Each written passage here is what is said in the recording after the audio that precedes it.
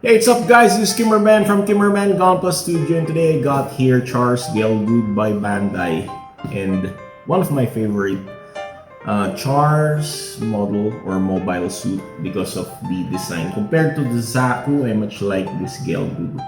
At first, I'm very hesitant to buy antagonist model kits because all I want to collect are those antagonist kits, and even the non-Gunpla kits, I like the protagonist. But now I shifted into collecting model kits that came from the antagonist, not the protagonist anymore. So I started collecting Char kits. At the same time, the other antagonists from different Gundam series.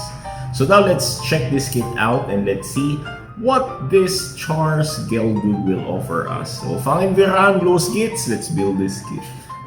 Char's Gelgoog, and the box art is really nice. As you can see, there's this Zaku and the Castle RX-70.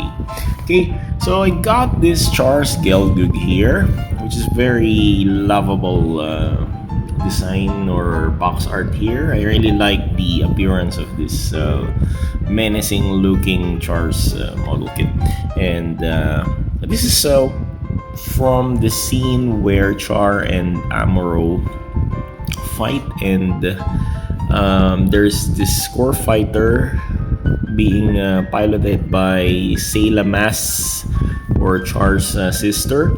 So he's about to slice it, but thankfully Sayla survived, and Amuro killed Lalasune on that scene. Okay, so the box art is really nice. I really like that. So on the side of the box here, we can see the gimmicks of the Gelgoog here. We can see the action pose. So I really like this saber here, this dual blade saber. It reminds me of the DJ, MSK DJ of Amuro Ray. Okay, and I like the shield. I like the appearance of the shield. It's very massive, and it has a different color compared with the red and pinkish armor color. Okay, so we got here the Banki sticker. So there, no, it's Kanki. Yeah, Banki. Sorry, it's Banki. Okay, so this is the sticker that is needed if you want to join the competition for the Gunpla modeling. So I don't care anyway. So we got this other side here. We got this front view, rear view, and other gimmicks from this kit. So there's this figure here where you can build the car where Lala and Char is riding when they first saw Amuro Ray. Okay, so let's open the box and let's see what's inside. Yeah. Okay, in the box, let's check first the instruction manual. So you can see here the instruction manual with the Xeon logo here, and M14S Gelgoog with the same picture from the box art. Okay, and if we going to open the manual here, we can see so many Japanese text here, explanation, but I cannot understand that. And we can see all those mobile suit there, Xeon model kits. Okay. So this is the development, I think, but I'm not familiar. Sorry. Okay, so parts list. Parts list is not that much. It's easy build, made of chunky plastic pieces there. Okay, so judging the way how this kit will be assembled, this is not so hard to build. Maybe I can finish this for about 2 hours or 3 hours, depending on my fastness on building the kit. Okay, so let's check the parts. We've got here the chunky parts for the shield, yellow pieces here for the frame, for the beam saber effect parts, and the car. So we got here the car and Lalasune figure there, which is yellow. So there, the yellow is almost for the car, and only the beam saber and shield there. We got chunky red parts or maroon parts for the side skirts or the waist parts. We got here gray parts for the inner frame, another gray parts for the inner frame, this chunky pinkish parts for the armor pieces. Same here, we got this multicolored runner, the gray, pinkish part. There we can see Char with the standing and the sitting position there. And we got this gray parts again for inner frame parts, and finally gray parts with a screw. There's a screw there, and there we got pinkish parts for the armor pieces. Then I got here sticker from the seller. So what's this stickers all about? So we got Gundam stickers, Gundam Wing, and Gundam F91. Very nice stickers. If I will buy a new laptop, I will use this. As always, let's have a quick runner review before we build the kit. So let's check this yellow parts here. This is runner B, and we got yellow for the shield, beam sabers, the car, and this massive chunky midnight blue color for shield. And we got here a large part for the gun and the shield here. So this is runner K. And we got inner frame parts. We got here runner J and another runner J. So we got two sets of runner J. Then we got here runner I for the inner frame parts. We got runner G here, ABS plastic for the inner frame parts and the articulated hands, which is very nice. I like articulated hands. And we got here runner F for inner frame parts and another runner F. So we got two runner Fs here, and we got polycaps, chunky polycaps here, and maroon parts here, runner L. Then this chunky pinkish parts, runner C. Then we got two sets of pinkish parts here for the inner or armor pieces. We got a runner E1 and runner E2, so two sets of this. Then we got here runner H for the inner frame parts. Then we got runner B for this pieces here, pinkish pieces. And finally we got multicolored runners here for runner A for the gray parts, maroon parts, this char pieces here, and clear plastic parts here. And we got this screw, one piece of screw. And we got this sticker, clear stickers, and this dry transfer decals with the Xeon logo here. So let's build this kit.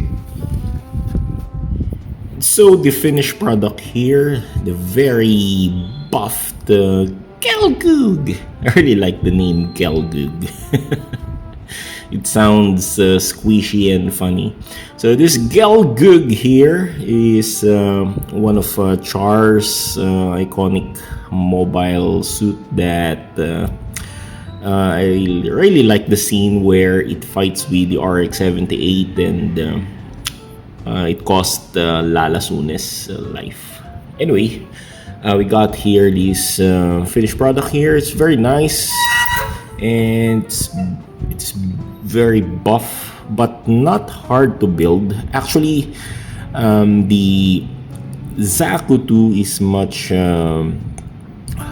difficult, or more difficult than this kit here.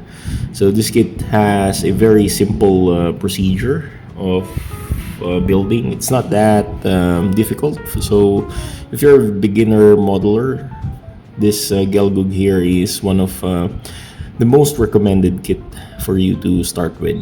And yep, the pinkish color here, or the flesh or beige color or terracotta shade here, is the prominent color that we can see. But in the torso and the waist, he wears, or it's in the maroon colored. So it's like the Gelgoog wearing a maroon dress, a mini skirt, something like that. And yeah, actually the head, I really like the head here. It looks more dinosaurish. It looks like a T-Rex. And same mechanism with the Zaku. So whenever the Gelgoog turns its head, the eyes also follow. The mono eye also follow, but I cannot see that clearly because the visor here is very thin. So I thought the visor would be very wide, but it's very thin. So it looks more sinister. It looks more T-Rex or dinosaurish. So the head cannot spin 360 degrees. It can only spin or move from this side along with the border of the shoulder armor. Okay, and the shoulders, the shoulder armors are big and bulky, and it can somehow turn 360 degrees, but you need to assist the shoulder armor in twisting or rotating, because as you can see, there's this armor pads inside there. We got armor pads there, and it's very easy to remove. Actually, it's very annoying. Yep, you can remove that to expose the arm, the upper arm, or the bicep and deltoids here. So it's very nice here to see this kind of mechanism. And you can rotate the arms 360 degrees, and you can fold or bend the shoulders into this fashion. Very nice and very 180 degrees. So the hands are on the articulated manner. So we got the 3 fingers connected to each other with the index finger separate. And yep, it has a graceful appearance, as you can see. This is what I like with the articulated fingers. You can see it has a very graceful stance. Okay, let's bring or put this back. Shoulder armor. Okay, it's very easy to apply. Okay, so the torso can rotate somehow on this manner. It's not 360 degrees because of this skirt flaps there, or structure. Okay. And what's very nice with this kit is the hatch here is very easy to open. Just need to use some in material or blade here. Anyway, I pushed this too much. That's why I cannot open. Sorry for that. I said it's easy. Yeah, now it's easy. Okay, so there, if we open this, we can see Char Aznable inside. So this is the most easy or easiest cockpit to open, because the other suit has this hatches there, but this one is very simple. Okay, so it's like a manhole from Edwarn Age. Okay, so the legs here, by the way, can kick up to this far. Just be careful with the connections here, but it's very easy. It's not that hard to flip like that, and it can bend up to this far. Yep, it's a double bend, double jointed knees here. You can see there's this mechanism where it can separate while bending. And the feet is very large compared with the Zaku. So the feet can rotate or move side to side, and it can do plantar extend and plantar flex like that. And the toes can move up like that. Okay, so be careful with the booster. So the booster is not that hard to connect. There. Okay. So let's go with the armaments of this kit. So it has the basic rifle here. Yep, this rifle is different with or from the traditional Zaku machine gun. So it has a scope, but the scope cannot move side to side.